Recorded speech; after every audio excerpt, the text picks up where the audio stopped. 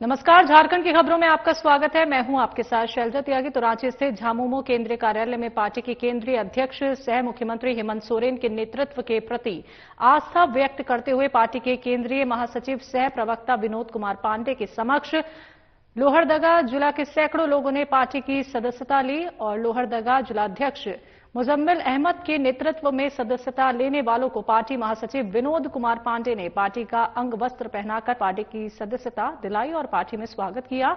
इस अवसर पर विनोद कुमार पांडे ने सदस्यता लेने वालों को पार्टी के नीति सिद्धांतों से अवगत कराया और संगठन को मजबूत बनाने के लिए मार्गदर्शन किया।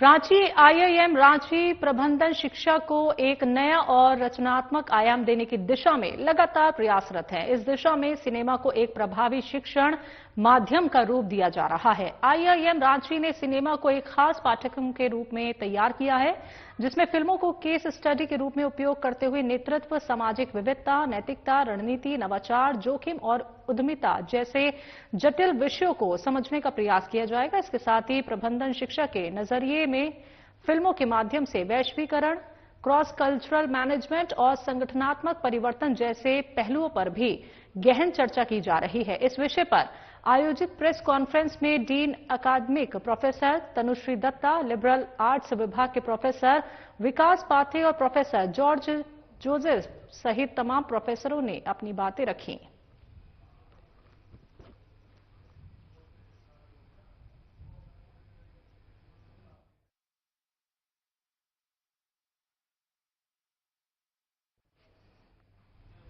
रांची नौसेना प्रमुख एडमिरल दिनेश कुमार त्रिपाठी 2 दिवसीय दौरे पर पहुंचे। झारखंड के बिरसा मुंडा एयरपोर्ट नौसेना के अधिकारी, आर्मी के जवानों के द्वारा उनका भव्य स्वागत किया गया। झारखंडी पारंपरिक ढोल के साथ उनका भव्य स्वागत हुआ, जिसके बाद उन्होंने एडमिरल लोक भवन के लिए रवाना हो गए।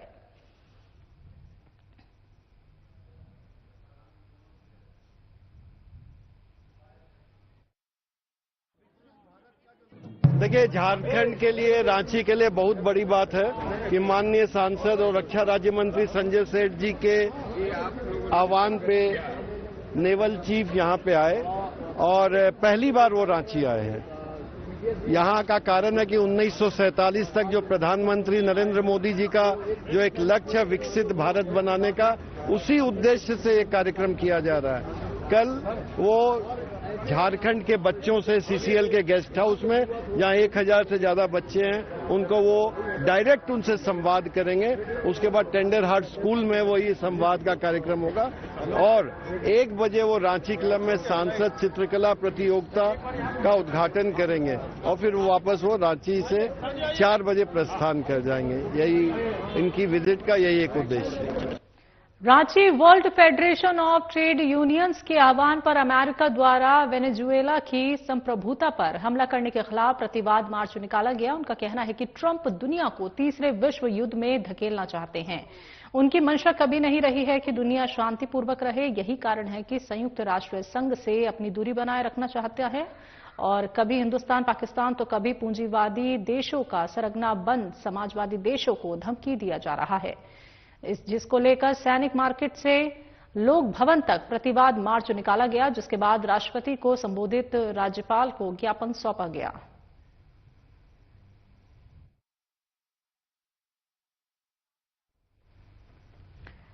चतरा में निर्वाचन आयोग के निर्देश पर कार्यक्रम का आयोजन किया गया, जिसमें मतदाता जागरूकता को बढ़ाने पर विशेष जोर दिया गया। अनुमंडल कार्यालय सह जिला परिषद परिसर में कार्यक्रम को उत्साहपूर्वक आयोजित किया गया। इस मौके पर एसडीओ जहूर, जिला अभियंता एकलाखुर रहमान, जिला परिषद उपाध्यक्ष बिरजू तिवारी, आनंद प्रकाश पांडे और कर्मियों ने एकत्रित होकर मतदाता जागरूकता की महत्व पर विस्तार से चर्चा की।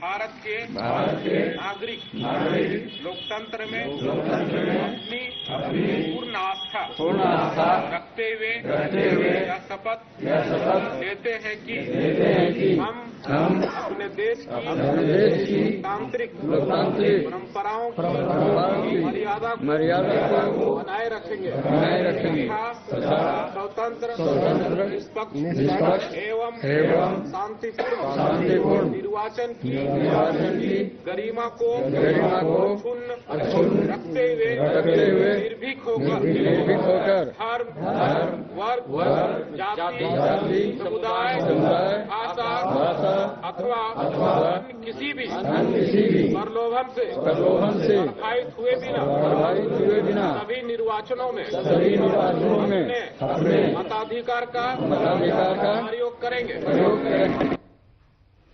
भारत मुक्ति मोर्चा जिला कमेटी देवघर के नेतृत्व में देवघर में एक विरोध रैली निकाली गई। ये रैली अंबेडकर चौक से शुरू होकर टावर चौक तक पहुंची, जिसमें विभिन्न संगठनों के कार्यकर्ताओं ने बड़ी संख्या में भाग लिया। इस रैली में भारत मुक्ति मोर्चा, बहुजन क्रांति मोर्चा, राष्ट्रीय पिछड़ा वर्ग मोर्चा और राष्ट्रीय परिवर्तन मोर्चा के कार्यकर्ताओं ने संयुक्त रूप से हिस्सा लिया। कार्यकर्ताओं का आरोप है कि बामसेफ का 42वां राष्ट्रीय अधिवेशन और भारत मुक्ति मोर्चा का 15वां राष्ट्रीय अधिवेशन, जो 26 दिसंबर से 30 दिसंबर तक लोअर ग्राउंड उड़ीसा के कटक में आयोजित होना था, उसकी अनुमति जिला प्रशासन द्वारा 2 महीने पहले दी जा चुकी थी। आरोप है कि अधिवेशन शुरू होने के ठीक पहले आरएसएस और बीजेपी के दबाव में आकर प्रशासन ने ग्राउंड की अनुमति अचानक रद्द कर दी। आयोजकों ने इस फैसले के खिलाफ हाईकोर्ट का रुख भी किया, लेकिन वहां से भी उन्हें कोई राहत नहीं मिल सकी। आयोजकों के अनुसार यह अधिवेशन मुख्य रूप से ओबीसी की जाति आधारित जनगणना जैसे महत्वपूर्ण विषयों पर चर्चा के लिए आयोजित किया गया था।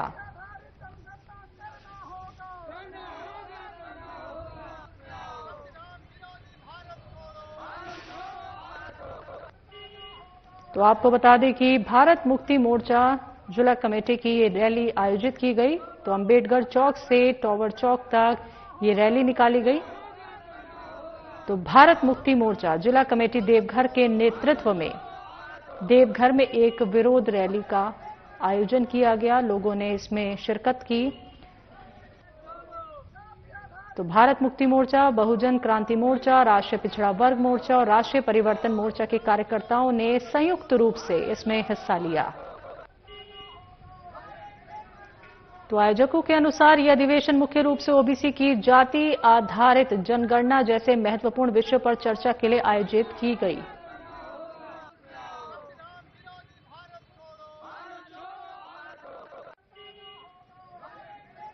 वामसे भारत मुक्ति मोर्चा का 42वां और 15वां राष्ट्रीय अधिवेशन कटक में हो रही थी और इसका परमिशन स्थानीय जिला से ले भी लिया गया था 2 महीना पूर्व।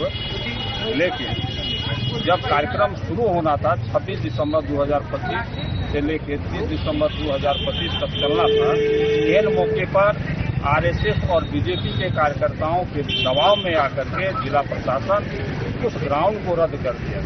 2026 को हम लोग यहाँ से कूच करेंगे अगर हमारी मांगे नहीं पूरी हुई, नहीं मानी गई। पुनः मुझे जो मेरा कटक में अधिवेशन होना था वह परमिशन नहीं देती है भारत सरकार या उड़ीसा सरकार। ये अंतिम चरण का जो मेरा आंदोलन होगा आरएसएस हेडक्वार्टर नागपुर के घेराबंदी का, वो हम लोग कूच करेंगे और लाखों की संख्या में आरएसएस हेडक्वार्टर को घेरेंगे और नाकाबंदी करेंगे। सरस्वती पूजा को लेकर बोकारो पुलिस अलर्ट मोड में है। सभी थानों में शांति समिति की बैठक आयोजित हुई, जबकि बोकारो पुलिस लाइन सेक्टर 12 में मॉक ड्रिल का आयोजन हुआ। इस मॉक ड्रिल का नेतृत्व सार्जेंट मेजर प्रणव कुमार ने किया। तो इस दौरान उपद्रवी और पुलिस आपस में भिड़ते दिखे। इस दौरान पानी की बौछार और फायरिंग कर उपद्रवियों को रोकने का प्रयास किया।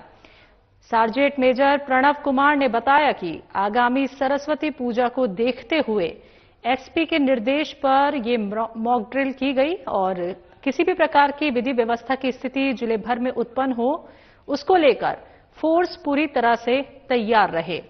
तो सरस्वती पूजा को लेकर प्रशासन पूरी तरह से यहां पे अलर्ट नजर आया।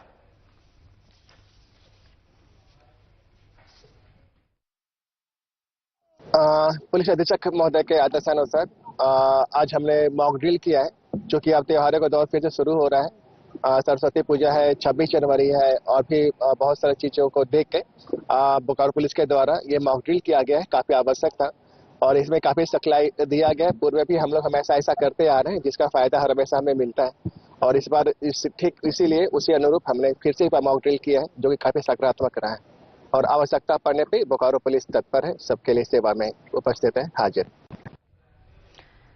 चाईबासा में पुलिस टीम को बड़ी सफलता मिली है। पुलिस ने कार्रवाई करते हुए 1 करोड़ रुपए के इनामी नक्सली अनल दा को एनकाउंटर में मार गिराया। तो रांची पुलिस मुख्यालय में आयोजित प्रेस कॉन्फ्रेंस में CRPF IG Saket Kumar Singh, IG अभियान माइकल एस राज ने इसकी जानकारी दी।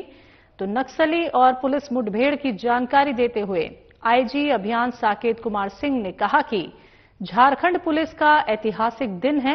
1 करोड़ का इनामी नक्सली अनल दा फोर्सेस के गोलियों का हुआ शिकार। सीआरपीएफ की कई टीम्स में वैसी ही जगह पे है जहां पर की भौगोलिक स्थिति मुश्किल है, जहां पर जंगल है, जहां पर पहाड़ है, जहां पर पहुंच पाना आपके लिए मुश्किल होगा, जहां पर खूब सारी नदियां हैं, जहां पर रास्ते आपको नहीं मिलेंगे। तो भौगोलिक स्थिति सारंडा का आप लोग सब लोग लोकल हैं, अवगत है। सारंडा का तो मतलब है कि 700 पहाड़ों का जो जगह है, तो उस एरिया में 700 हिलॉक्स हैं, 700 पहाड़ हैं।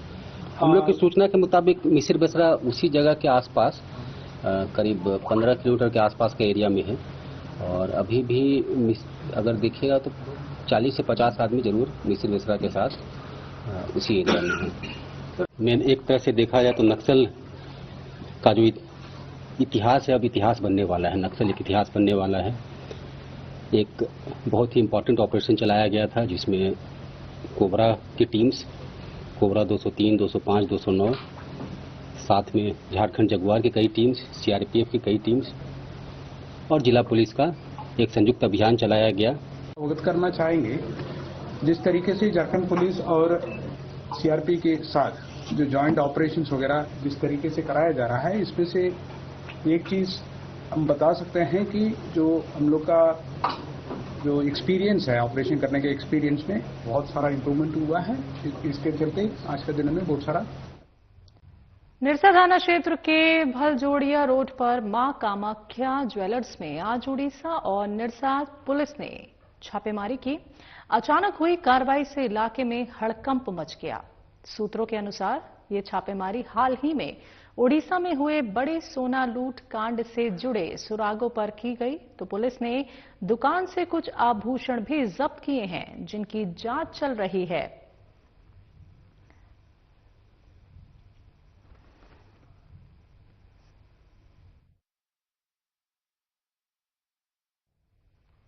जमशेदपुर में एक छात्रा से लूट के मामले में पुलिस ने त्वरित कार्रवाई करते हुए एक आरोपी को गिरफ्तार कर लिया है। आजाद नगर थाना क्षेत्र में सुबह छात्रा वादिनी कुली रोड से पढ़ाई के लिए जा रही थी, तभी 2 अज्ञात मोटरसाइकिल सवार अपराधियों ने उसे झपट्टा मारकर लूट लिया। तो आरोपी ने उसका मोबाइल, नगद राशि, कुछ महत्वपूर्ण दस्तावेज जैसे आधार, पेन और वोटर कार्ड छीन लिए। तो वादिनी ने तुरंत थाने में शिकायत दर्ज कराई। वरिष्ठ पुलिस अधीक्षक और पुलिस उपाधीक्षक पचमदा के निर्देश पर छापेमारी की गई और कार्रवाई में आरोपी मोहम्मद फरहान उर्फ शब्बान और एक किशोर संलिप्त पाए गए। पुलिस ने जांच जारी रखी है।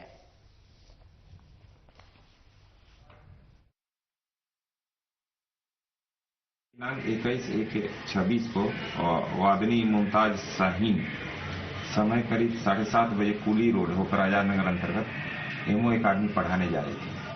उसी क्रम में रास्ते में 2 अज्ञात मोटरसाइकिल सवार अपराधकर्मी वादनी से झपट्टा मारकर वादनी का पर्स छीन लिया और पर्स में वादनी का मोबाइल था, 5000 रुपया, नगद, वोटर कार्ड, आधार कार्ड, पैन कार्ड इत्यादि थे। इस संदर्भ में वादनी ने एक लिखित शिकायत दिया, जिसे प्राथमिकी हम लोग ने दर्ज किया। रांची में न्याय पद यात्रा के तहत पलामू जिला के बर्खास्त 4th ग्रेड कर्मचारी लगातार आंदोलन कर रहे हैं। पलामू जिले के 251 4th ग्रेड कर्मचारियों को 8 वर्षों की सेवा के बाद जिला प्रशासन की ओर से सेवा से बर्खास्त कर दिया गया है। कर्मचारियों का कहना है कि उन्होंने नियमित रूप से अपनी सेवाएं दी हैं, इसके बावजूद उन्हें हटाया जाना अन्यायपूर्ण है। बर्खास्त कर्मचारी सरकार से समायोजन की मांग कर रहे हैं। इसी मांग को लेकर वो पिछले 19 दिनों से राजभवन, लोक भवन के सामने धरना प्रदर्शन कर रहे हैं। कर्मचारियों का आरोप है कि अब तक सरकार या प्रशासन की ओर से कोई ठोस सुनवाई नहीं की गई है।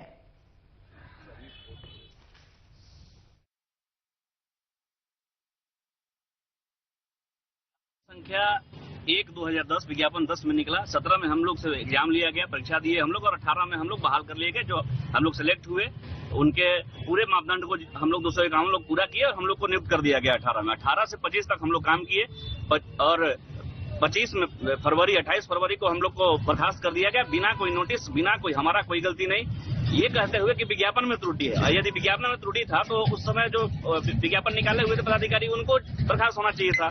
हम लोग परीक्षा दिए, उसके बाद हम लोग बहाल हुए। पूरे नियम कानून का पालन किया गया हमारी नियुक्ति के लिए। 7 साल 8 साल हम लोग सेवा दिए और उसके बाद बिना कारण हम लोग को बर्खास्त कर दिया गया। मौत हो गया है हार्ट अटैक से।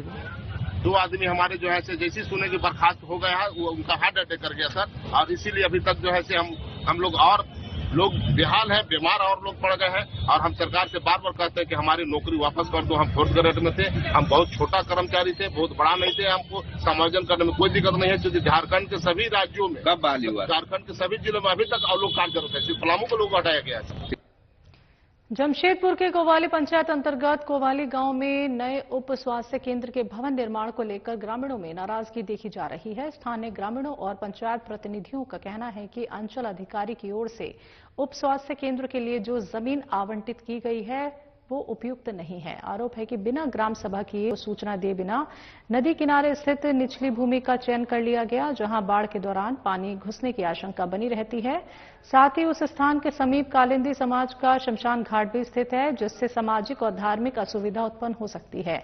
ग्रामीणों का कहना है कि पुराने स्वास्थ्य केंद्र की जमीन पर ही नए भवन का निर्माण किया जाए, जो सभी के लिए सुविधाजनक और सुरक्षित होगा। इस मांग को लेकर ग्रामीणों ने अंचल अधिकारी को ज्ञापन सौंपते हुए जल्द निर्णय लेने की अपील की है।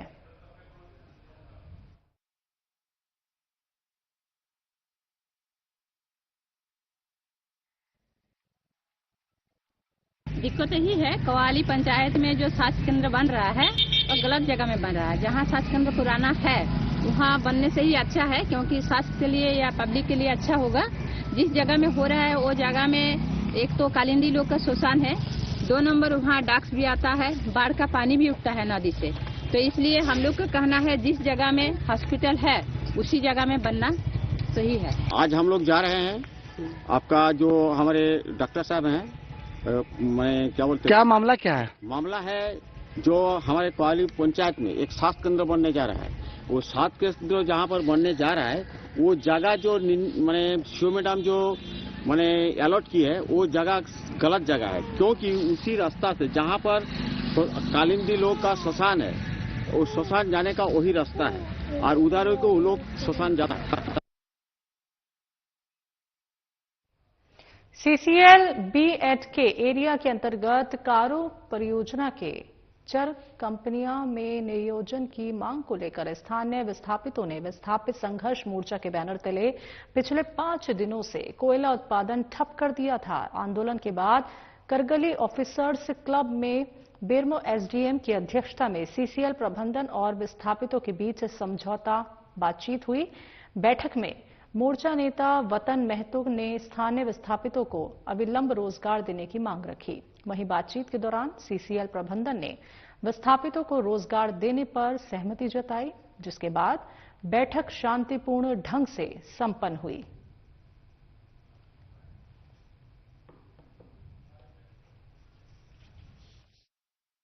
बैठे हुए हैं, सीसीएल के अधिकारीगण हैं और के लोग हैं और इसमें हम लोग थाना प्रभारी महोदय गांधीनगर और साहब आज हम लोग जो समस्याएं आ रही हैं उन समस्याओं का निराकरण करने के लिए अभी हम लोग वार्ता की है और इसमें एक सबसे मुख्य बिंदु ये है कि स्थानीय लोगों और विस्थापित लोगों को तत्काल नियोजन में कार्य में रखना है। इसके लिए सीसीएल के अधिकारी आश्वस्त हम लोगों को कर रहे हैं। कल से वैसे लोगों को कल वो बुलाए हुए हैं साक्षात्कार के लिए। हम लोगों का पूरा प्रयास रहेगा कि स्थानीय और विस्थापित लोगों को नियोजन में समाहित करें ताकि कार्य आराम से स्टार्ट हो जाए।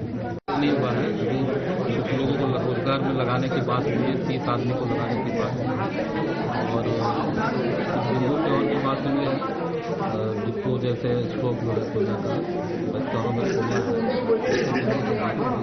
लेकिन अभी कुछ पक्का नहीं हुआ है तो माइंड चलेगा नहीं। अभी हम लोग आपस में लोगों से मिलकर विचार बना रहे थे क्या करें। जामताड़ा से एक सराहनीय खबर सामने आई है, जहां ठंड के बढ़ते प्रकोप को देखते हुए जरूरतमंदों के लिए राहत कार्य किया गया। जामताड़ा जिले के पंदनी गांव में सोसाइटी ब्राइट फ्यूचर की ओर से ब्लैंकेट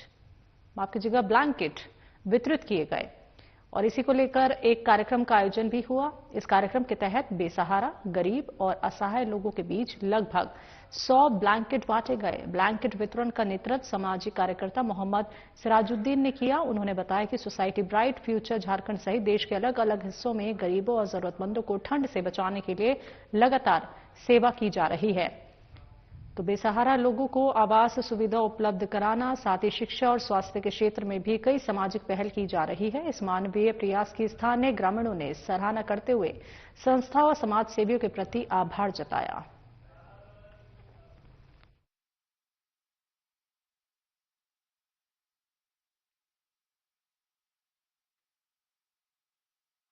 मेरा नाम मोहम्मद सिराजुद्दीन है और मैं सोसाइटी ब्राइट फ्यूचर का मैं एक सामाजिक कार्यकर्ता जामताड़ा डिस्ट्रिक्ट का हूँ। इस ठंड को देखते हुए सोसाइटी की तरफ से झारखंड और विभिन्न देश और प्रदेश के तमाम हिस्सों में हम लोग ब्लैंकेट तकसीम करने का एक काम कर रहे हैं।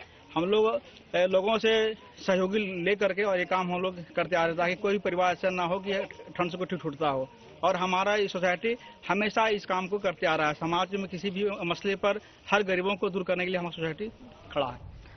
वर्ल्ड इकोनॉमिक फोरम 2026 झारखंड के लिए गौरवशाली रहा। ऐसा पहली बार हुआ है कि भारत के किसी राज्य के चुने हुए 2 आदिवासी जनप्रतिनिधि मुख्यमंत्री हेमंत सोरेन और गांधी विधायक झारखंड विधानसभा के महिला और बाल विकास समिति की अध्यक्ष कल्पना मुर्मू सोरेन आधिकारिक प्रतिनिधिमंडल के साथ दावोस में आयोजित वर्ल्ड इकोनॉमिक फोरम में भाग ले रहे हैं। यही नहीं, जब मंच द्वारा मुख्यमंत्री को सर्वोच्च सम्मान व्हाइट बैज प्रदान किया गया, वहीं कल्पना मुर्मू सोरेन WEF बैज से सम्मानित हुई। ये उपलब्धि केवल झारखंड के लिए ही नहीं बल्कि संपूर्ण आदिवासी समाज के लिए गर्व का विषय है। ये सम्मान आदिवासी पहचान, नेतृत्व और आवाज को विश्व स्तर पर मजबूती प्रदान करता है और ये दर्शाता है कि झारखंड न सिर्फ संसाधनों से परिपूर्ण नहीं बल्कि दुनिया के समक्ष अपनी सशक्त उपस्थिति दर्ज करा रहा है। ये सम्मान गौरव और प्रतिनिधित्व का प्रतीक है।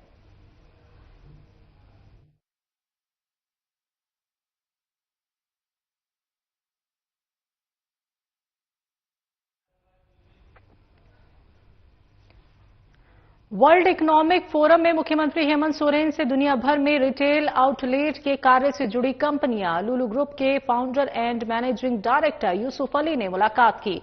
मुख्यमंत्री से मुलाकात और संवाद के क्रम में उन्होंने झारखंड के कृषि आधारित उत्पाद, वन उत्पाद आदि से जुड़े उत्पादों को आउटसोर्स करने का प्रस्ताव दिया, जिससे झारखंड का उत्पादन देश और दुनिया भर के बाजार तक पहुंचाया जा सके और यहां के किसानों, स्वयं सहायता समूह की महिलाओं और वनोत्पादन के कार्य से जुड़े राज्य के लोगों को लाभ मिले। तो लुलु ग्रुप झारखंड में उत्पादित उन उत्पादों और वस्तुओं के प्रति रुचि दिखाई है जो उनके वैल्यू चेन में आते हैं।